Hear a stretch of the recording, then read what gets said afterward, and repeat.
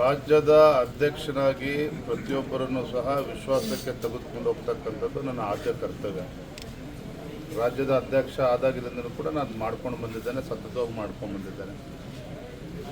ಇನ್ನು ಕೆಲವರು ಪಾದಯಾತ್ರೆ ಮಾಡಬೇಕು ಅನ್ನುವ ಅಪೇಕ್ಷೆಯನ್ನು ವ್ಯಕ್ತಪಡಿಸಿದ್ದಾರೆ. ಅದರಿಂದ ಪಕ್ಷಕ್ಕೆ ಶಕ್ತಿ ಸಿಗ್ತದೆ ಅಂತ ಹೇಳಿದ್ರೆ ಕೇಂದ್ರದ ವರಿಷ್ಠರು ಸಮ್ಮತಿಯನ್ನು ಕೊಡ್ತಾರೆ. ಅದ್ರ ಬಗ್ಗೆ ನಂದು ಯಾವುದೇ ರೀತಿ ತಕರಾರಿಲ್ಲ. ಅದು ನಂದು ಯಾವುದೇ ರೀತಿ ತಕರಾರಿಲ್ಲ. ಕೇಂದ್ರದ ವರಿಷ್ಠರನ್ನು ಭೇಟಿ ಮಾಡ್ತೀವಿ ಅಂತ ಹೇಳಿದರೆ ವರಿಷ್ಠರು ಅದಕ್ಕೆ ಅನುಮತಿ ಕೊಟ್ಟರೆ ಮಾಡೋದಕ್ಕೆ ಅವರು ಕೂಡ ಸ್ವತಂತ್ರ ಇದ್ದಾರೆ. ಅದು ಏನೇ ಮಾಡಿದ್ರು ಸಹ ಅದು ಪಕ್ಷಕ್ಕೆ ಪೂರಕವಾಗಿರಬೇಕು, ಸಂಘಟನೆಗೆ ಲಾಭ ಆಗಬೇಕು ಅನ್ನುವ ಸದುದ್ದೇಶ ಇದ್ದರೆ ಸಾಕು. ಅಷ್ಟು ಮಾತ್ರ ನಾನು ಹೇಳ್ತೇನೆ. ಇಲ್ಲಿ ಸಿ ಪಿ ಯೋಗೇಶ್ವರ್ ಅವರು ಕೂಡ ಒಬ್ಬರು ಆಕಾಂಕ್ಷಿಗಳು ಅಂತೇಳಿ ಹಲವಾರು ಬಾರಿ ವ್ಯಕ್ತಪಡಿಸಿದ್ದಾರೆ ಅವರ ಅಭಿಪ್ರಾಯಗಳನ್ನು. ತಪ್ಪು ಅಂತಲೂ ಕೂಡ ನಾನು ಹೇಳೋದಕ್ಕೆ ಸಾಧ್ಯ ಇಲ್ಲ. ಅವರು ಕೂಡ ಚನ್ನಪಟ್ಟಣ ವಿಧಾನಸಭಾ ಕ್ಷೇತ್ರದಲ್ಲಿ ಅವ್ರದ್ದೇ ಆದಂಥ ಒಂದು ಹಿಡಿತವನ್ನು ಇಟ್ಕೊಂಡಿದ್ದಾರೆ, ಅವ್ರದ್ದೇ ಆದಂಥ ಬೆಂಬಲಿಗರಿದ್ದಾರೆ. ಪಕ್ಷದ ಜೊತೆಗೆ ಅವ್ರದ್ದೇ ಆದಂಥ ಒಂದು ಶಕ್ತಿನೂ ಕೂಡ ಆ ಕ್ಷೇತ್ರದಲ್ಲಿದೆ. ಆದರೆ BJP JDS ಎರಡೂ ಪಕ್ಷಗಳು ಒಟ್ಟಿಗೆ ಹೋಗ್ತಕ್ಕಂಥ ಸಂದರ್ಭದಲ್ಲಿ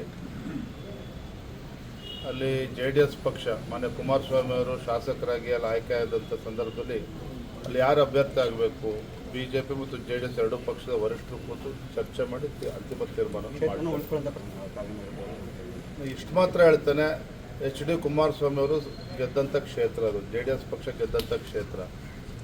ಹಾಗಾಗಿ ದೆಹಲಿ ಮಟ್ಟದಲ್ಲಿ ಎರಡೂ ಪಕ್ಷದ ವರಿಷ್ಠರು ಕೂತು ಚರ್ಚೆ ಮಾಡಿ ಅಂತಿಮ ನಿರ್ಧಾರವನ್ನು ಕೈಗೊಳ್ತಾರೆ. ಅಲ್ಲಿವರೆಗೂ ಎಲ್ಲರೂ ಕೂಡ ಸಮಾಧಾನದಲ್ಲಿರಬೇಕು ಅಂತಕ್ಕಂಥ ಶಿಫಾರಸ್ ಮಾಡಿದ್ರೆ ಅಶ್ವತ್ಥನಾರಾಯಣ ಪ್ರಶ್ನೆ ಅಲ್ಲ. ಕೇಂದ್ರದ ವರಿಷ್ಠರು ಕೂತು ಚರ್ಚೆ ಮಾಡಿ ತೀರ್ಮಾನ ಮಾಡ್ತಾರೆ. ನಾನು ಹಿಂದೂ ಕೂಡ ರಾಷ್ಟ್ರೀಯ ಅಧ್ಯಕ್ಷರಲ್ಲಿ ಕಳೆದ 15-20 ದಿನದಿಂದ ನಾನು ಹೋದ ಚರ್ಚೆನೂ ಕೂಡ ಮಾಡಿದ್ದೆ. ಎಲ್ಲವೂ ಸರಿ, ಅದಕ್ಕೂ ಚರ್ಚೆ ಮಾಡ್ತೇವೆ. ಒಂದು BJP ಮತ್ತು JDS ಎರಡೂ ಪಕ್ಷಗಳು ಲೋಕಸಭಾ ಚುನಾವಣೆಯನ್ನು ಒಟ್ಟಾಗಿ ಎದುರಿಸಿದ್ದೇವೆ.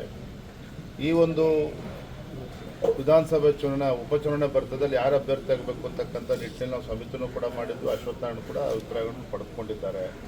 ಅದ್ರ ಬಗ್ಗೆ ಏನೇನು ಸಮಿತಿಯಲ್ಲಿ ವರದಿ ಬಂದಿದೆ ಅದ್ರ ಬಗ್ಗೆ ನನಗೆ ಯಾವುದೇ ರೀತಿಯ ಮಾಹಿತಿ ಇಲ್ಲ.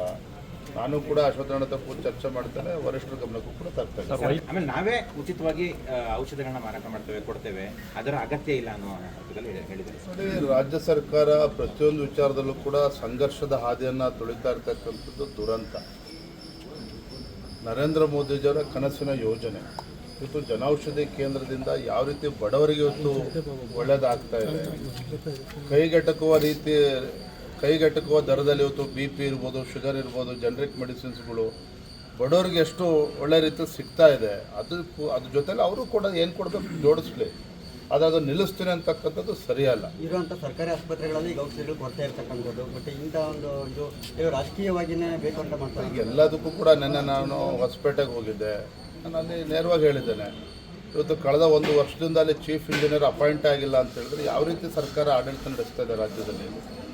ನೆನ್ನೆನೂ ಕೂಡ ನಾನು ಹೇಳಿದ್ದೇನೆ, ಎಲ್ಲೋ ಒಂದು ಕಡೆ ಜಲ ಸಂಪನ್ಮೂಲ ಸಚಿವರು ಇವತ್ತು ಸಂಪನ್ಮೂಲದ ಬಗ್ಗೆನೇ ಹೆಚ್ಚು ತಲೆ ಕೆಡಿಸ್ಕೊಂಡಂಗೆ ಕಾಣ್ತಾರೆ. ಜಲದ ಬಗ್ಗೆನೂ ತಲೆ ಕೆಡಿಸ್ಕೊಂಡಿಲ್ಲ, ರೈತರ ಬಗ್ಗೆನೂ ಕೂಡ ತಲೆ ಕೆಡಿಸ್ಕೊಂಡಿಲ್ಲ. ಮತ್ತೊಂದು ಕಡೆ ಪರಮೇಶ್ವರ್ ಅವರು ಹೇಳ್ತಾರೆ, ಅಲ್ಲಿ ಪಾಪ ಪರಶುರಾಮರು ಏನು ಪ್ರಾಣವನ್ನು ಕಳೆದುಕೊಂಡಿದ್ದಾರೆ, ಇವತ್ತಿಗೂ ಪರಿಹಾರ ಕೊಟ್ಟಿಲ್ಲ. ಎಲ್ಲ ಒಂದು ಕಡೆ ರಾಜ್ಯ ಸರ್ಕಾರದ ಆದ್ಯತೆ ಏನು ಅಂತಕ್ಕಂಥದ್ದು ರಾಜ್ಯ ಜನರು ಪ್ರಶ್ನೆ ಮಾಡ್ತಾ ಇದ್ದಾರೆ.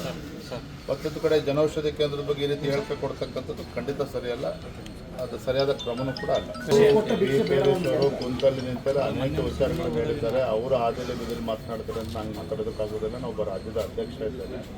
ಶಿಕಾರಿಪುರ ಕ್ಷೇತ್ರದ ಮತದಾರ ನನಗೆ ಆಶೀರ್ವಾದ ಮಾಡಿದ್ದಾರೆ, ನಮ್ಮ ಕಾರ್ಯಕರ್ತರು ಶ್ರಮವನ್ನು ಹಾಕಿದ್ದಾರೆ. ಇಷ್ಟು ಮಾತ್ರ ಸಂದರ್ಭದಲ್ಲಿ